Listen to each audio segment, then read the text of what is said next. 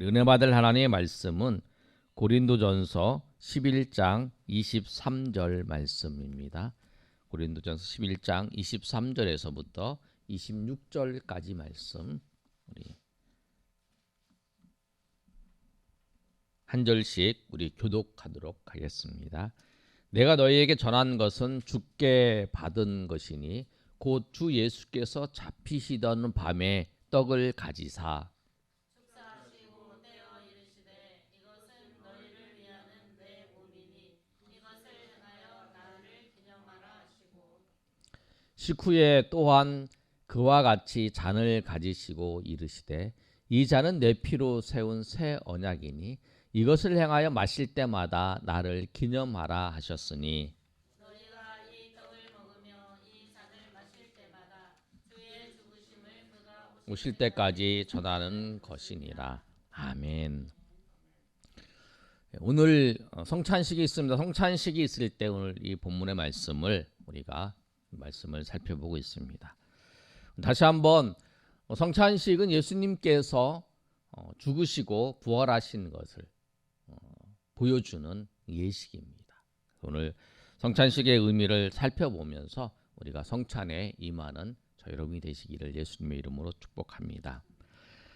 성찬은 누가 제정했는가? 오늘 본문의 말씀을 보시면 예수께서 잡히시던 내가 너희에게 전한 것은 주께 받은 것이니 곧 주 예수께서 잡히시던 밤에 행하셨다는 거예요.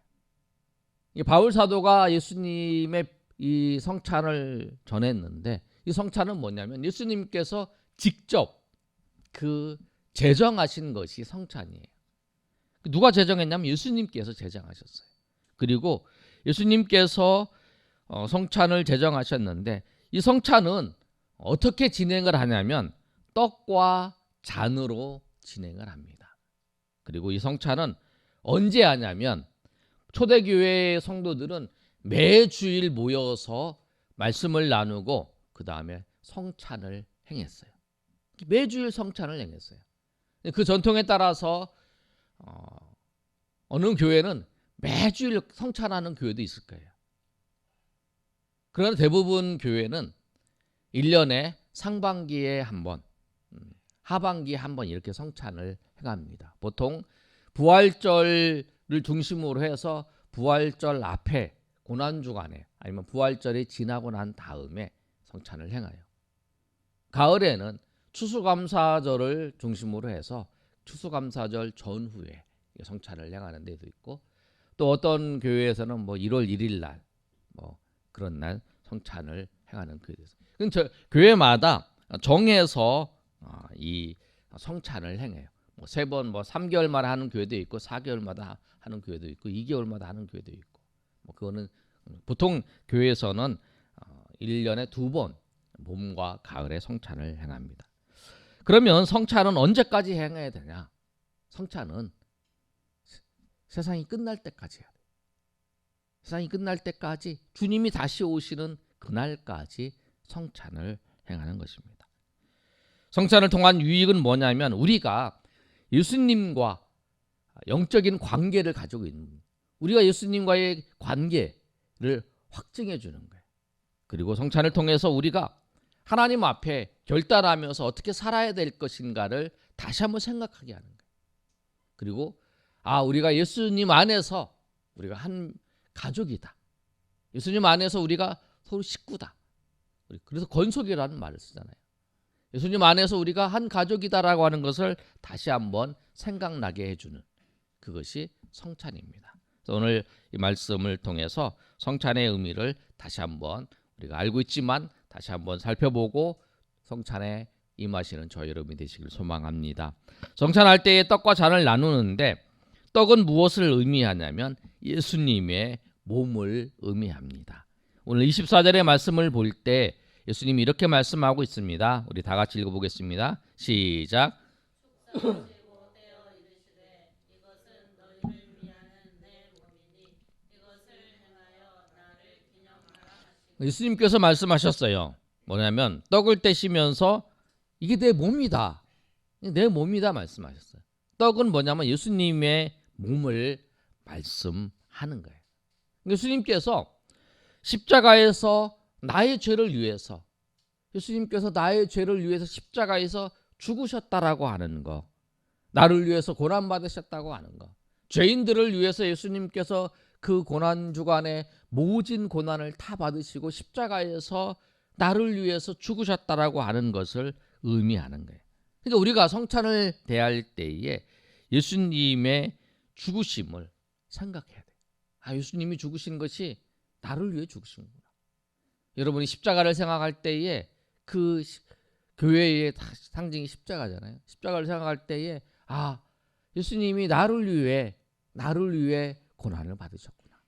나를 위해 예수님께서 피를 흘리셨구나. 나를 위해서 예수님께서 그렇게 하셨구나. 나를 어떻게 하기 위해서?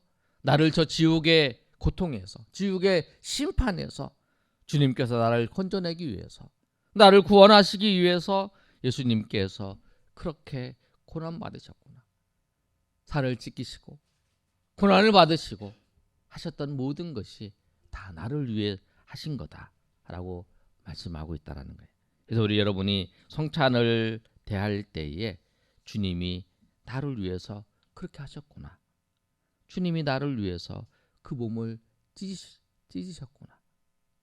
그리고 나를 위해서 저 몸을 버리셨구나 라고 하는 것을 여러분 생각하시면서 성찬을 통해서 구원의 확신과 기쁨을 더 얻는 저 여러분이 되시기를 예수님의 이름으로 축원합니다. 아멘. 두 번째로 성찬을 대할 때 우리가 잔을 대하여, 잔을 대하는 건 뭐냐면 예수님의 피를 의미합니다. 25절의 말씀 한번 읽어볼까요? 자, 시작. 식후에 또한 그와 같이 잔을 가지시고 이르시되 이 잔은 내 피로 세운 새 언약이니 이것을 향하여 마실 때마다 나를 기념하라 하셨으니, 예수님께서 말씀하셨어요. 이 잔은 뭐냐면 내 피로 세운 언약이다라고 말씀을 하셨습니다. 예수님께서 피로 언약을 세웠어요. 그 피로 언약을 세웠다는 건 뭐냐면 우리를 예수님께서 우리의 죄를 사해 주시고 우리를 구원하셨다고 하는 그 사실이 확실하다라고 하는 거예요. 짐승의 피로 언약을 세운 게 아니라 예수님 자신의 피로 언약을 세운 거예요. 이것은 무엇을 말씀하냐면 이 언약이 우리가 뭐 손가락 걸고 약속을 하잖아요. 아니 우리가 문서를 써서 우리가 약속을 하지만 그 약속을 안 지킬 수도 있잖아요. 못 지킬 수도 있어요. 그런데 그게 아니라는 거예요. 예수님께서 이 언약은 완벽하다는 거예요. 완전하다는 거예요. 그리고 영원하다는 거예요. 확실히 지킨다라고 하는 그 사실을 말씀해요. 그 사실을 보여주기 위해서 예수님께서 피로 언약을 세우셨다라고 말씀을 하는 거예요. 영원히 우리를 지켜준다고 하는 말씀이죠. 제가 이 성찬식을 하면서 항상 보네퍼의 예를 들어요. 보네퍼가 혼인이 언약을 보존하는 것이 아니라 언약이 혼인을 보존한다 그러잖아요. 결혼 생활은 내가 결혼했기 때문에 내가 그 하는 것이 아니라 내가 이 언약이 하나님께서 나를 지켜주신다고 이 언약이 그걸 지켜준다. 그게 무슨 말이냐면 이거예요. 하나님 말씀이 우리를 지켜주는 거예요.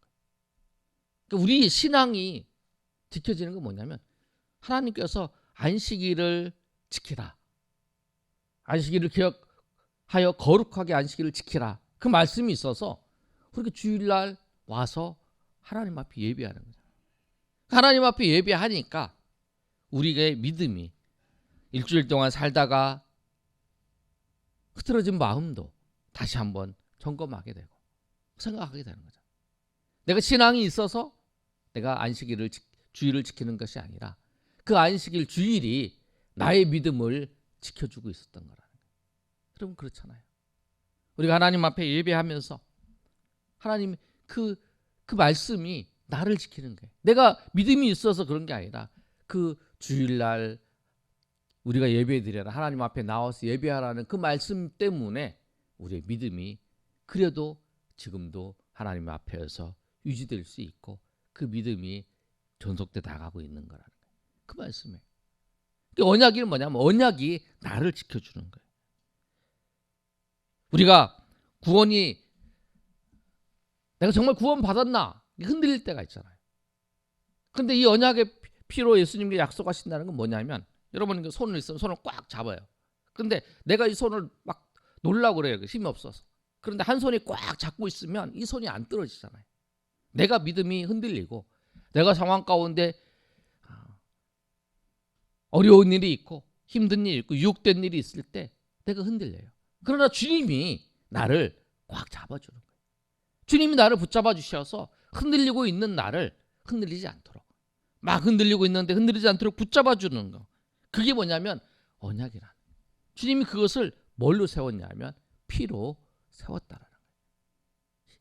이 잔을 마시면서 주님이 이 피를 흘리시는, 그리고 이 언약을 세우셔서 이 언약을 통해서 나를 하나님의 자녀로 삼아주신 그 언약이, 그것이 영원토록 변치 않는다라고 하는 거. 영원토록 변치 않고 나를 지켜주시고 나를 인도해 주시고 나와 함께 하시고 나를 이끌어 주신다라고 하는 그 사실을 이 언약의 피로서, 이 우리가 성찬을 대할 때 주님께서 주님의 피로 약속하셨구나, 나의 구원을 약속하셨고 내 천국을 약속하셨고 나와 함께 하신다는 것을 약속하셨고 나를 붙잡아 주신다라고 하는 것을 약속하셨다라고 하는 것을 우리가 다시 한번 깨닫고 주님 앞에 나아가시는 저 여러분이 되시기를 예수님의 이름으로 축원합니다. 그러면 주님이 재림하실 때까지 이 우리가 성찬을 행해요. 성찬을 행하는데, 성찬을 행하면서 우리가 해야 될 것이 오늘 무엇인지 오늘 말씀을 하고 있습니다. 우리 26절입니다. 우리 26절 한번 다 같이 한번 읽어보겠습니다. 시작. 너희가 이 떡을 먹으며 이 잔을 마실 때마다 주의 죽으심을 그가 오실 때까지 전하는 것이니라. 아멘. 성찬을 대하는 우리는 뭐냐면 구원받은 자들이요, 세례받은 자, 구원받은 자가 이 성찬을 대하는데, 이 성찬을 대할 때에 해야 되는 건 뭐냐면 주의 죽으심을 전하는 거예요. 그가 오실 때까지. 그는 뭐냐면 예수님이죠. 예수님이 오실 때까지 주의 죽으심을 전하는 것, 그것이 우리가 해야 될 일이라는 거예요. 예수님의 죽으심을 전해야 되는 거예요. 그런데 죽으심을 전할 때에는 두 가지 방법으로 전하잖아요. 우리 입술로 예수님이 죽으심을 전하는 거예요. 또 하나, 우리가 죽으심을 전할 때 우리의 삶으로 주님이 우리를 위해서 죽으시고 우리를 위해 부활하시고 구원받은 우리의 삶을 하나님의 은혜 가운데에서 우리가 전하는 거예요. 그런데 삶을 통해서 사람들이 우리를 봐요.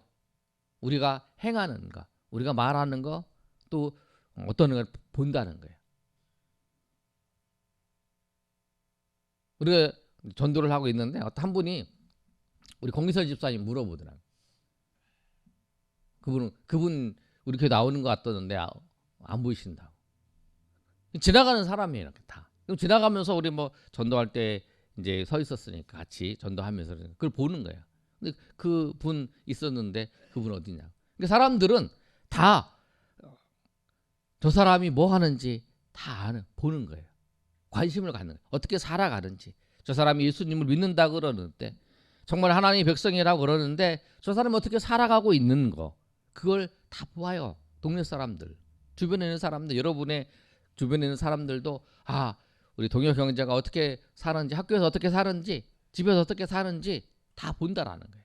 그 마태복음 5장 16절 말씀에 이렇게 말씀하고 있잖아요. 한번 읽어볼까요? 시작. 이같이 너희 빛이 사람 앞에 비치게 하여 그들로 너희의 착한 행실을 보고 하늘에 계신 너희 아버지께 영광을 돌리게 하라. 그래서 삶으로 우리가 하나님께 영광을 돌려야 되는 거예요. 그 사람들이 정말 예수 믿는 사람들, 정말 삶이 정말 예수 믿고 난 다음에 그가 살려고 하는 그 삶의 태도가 다 바뀌어지는 거. 갑자기 팍 이렇게 변화가 확 될 수도 있지만 정말 주님 안에서 정말 말씀대로 열심히 살려고 하고 정말 주님의 은혜 가운데 살려고 하는 그 모습들을 보는 거죠. 그걸 보는 거예요.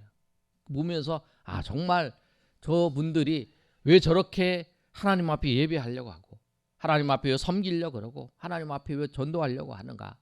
그걸 딱 보는 거잖아요. 그걸 보면서 아, 정말 주님이 계시는구나. 정말 주님이 살아 계시는구나. 정말 주님이 역사하시는구나라고 하는 것을 알게 되는 거예요. 그래서 우리가 우리의 삶을 통해서 여러분 걸어다니는 그 전도자예요, 여러분. 여러분을 보면서 여러분이 사람들이 영향을 받는 거예요. 항상 내가 걸어다니는 전도지다라고 하는 생각을 가지시고 여러분 살아가시고, 또 하나는 뭐냐면 입술로 여러분이 예수님의 죽으심을 전해야 되는 거예요. 로마서 10장 17절 말씀을 보면 이렇게 기록되어 있습니다. 한번 읽어볼까요? 시작. 그러므로 믿음은 들음에서 나며 들음은 그리스도의 말씀으로 말미암을. 믿음이 생기는 건 뭐냐면 들어야 돼요. 들어야 믿음이 생겨요. 계속적으로 하나님 말씀을 들어야 되죠. 그래야 믿음이 생기는 거예요. 하나님 말씀을 들을 때만이 믿음이 생기는 거예요. 그냥 믿음이 생기는 게 아니죠. 믿음이 생겨, 여러분 그렇게 생각하시면 돼요. 내가 어떤 그 내용을 계속 봐요. 어떤 그 관심을 갖는 분야를 계속 보면 그거에 대해서 이제 그 신뢰가 생기잖아요. 근데 말씀도 그래요. 말씀도 계속적으로 하나님 말씀을 계속 들으면 믿음이 생기는 거예요. 예수님을 믿는 믿음이. 그래서 그런 얘기 있잖아요.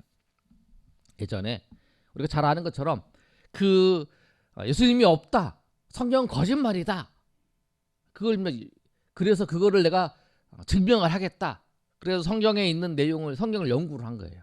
성경 연구를 해서 이게 거짓말이다, 이것도 거짓말이다, 이거 거짓말이다 하다가 연구를 했는데 결국 그 사람이 성경을 연구하고 성경을 읽다가 예수님을 영접했다는 거예요. 예수님을 만난 거예요. 믿음이 생긴 거예요. 그래서 그 사람이 나중에 영화를 만들었다고 하잖아요. 그게 여러분 잘 아시는 여러분 한번 봤을 거예요. 배너라는 영화라잖아요. 왜냐하면 계속 말씀을 들음으로 인해서 믿음이 생기는 거예요. 내가 나는 왜 믿음이 없지? 여러분 계속 말씀을 들어야 돼요. 말씀을 읽고 말씀을 묵상하고 말씀을 암송하고 말씀을 듣다 보면 하나님이 여러분 가운데 믿음을 주세요. 우리 공동체 성경 읽게 하는 것도 그런 거예요. 계속 말씀을 듣다 보면 그 시간 내서 하루에 10분 15분 말씀을 듣다 보면 그 믿음이 생기는 거예요. 그래서 여러분 그 들음을 통해서 믿음이 생긴다는 거예요. 그래서 로마서 10장 14절의 말씀을 보면 이렇게 말씀하고 있습니다. 한번 읽어볼까요? 로마서 10장 14절 말씀. 자, 시작. 그런즉 그들이 믿지 어찌 듣지도 못한 이가 어찌 믿으리요? 전파하는 자가 없으면 듣지 못한다는 거예요. 전파하는 자가 있어야 돼요. 전파하는 자가 있으면 듣게 되는 거죠. 예수님을 전하는 자가 있어야 예수님을 믿는 거죠. 전하는 자가 있어야만이 예수님을 믿는 거예요. 믿음이 생기려면 예수님을 자꾸 전해야 돼요, 누가. 그래서 오늘 이 본문의 말씀처럼 그렇게 말씀하고 있는 거죠. 너희가 주의 죽으심을 전하는데 너희가 전하는 자가 되고, 전하는 자는 말로도 전하고 너희의 삶으로서도 전하는 거죠. 그런데 가장 중요한 거는 그 사람이 믿음이 생기려면 전해야 된다는 거예요. 주의 복음을 전해야 돼요. 그래야 그 사람이 듣게 되는 거예요. 그래 믿음이 생기는 거예요. 듣고 믿음이 생기는 거예요.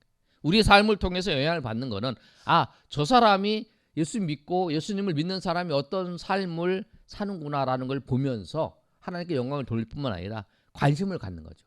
저 사람이 믿는 예수님이 누군가라고 하는 관심을 갖는 거, 그 단계까지는 할 수 있어요.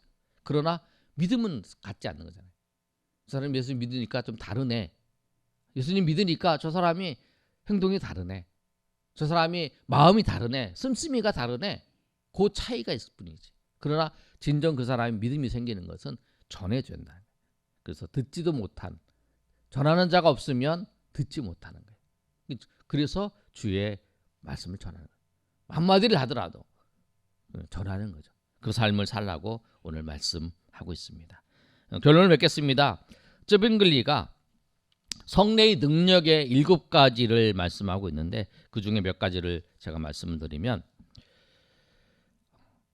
성찬의 빵과 포도주는 하나님이 자신의 독생자이신 예수를 통해 죄인인 사람과 화해하고 견고히 교제하기를 원하는 믿음의 상징이다. 빵은 생명을 지탱하며 포도주는 사람을 기쁘게 하듯이 그리스도는 우리의 생명과 기쁨이다. 또 성찬은 우리의 믿음을 도와주며 붙들어준다. 성찬을 참여할 때 사탄의 유혹은 떠나고 우리의 육체의 네 가지 감각, 청각과 시각과 후각과 감각은 육체의 욕망을 떠나 우리 영혼은 자유롭고 믿음에 순종한다. 이렇게 얘기합니다.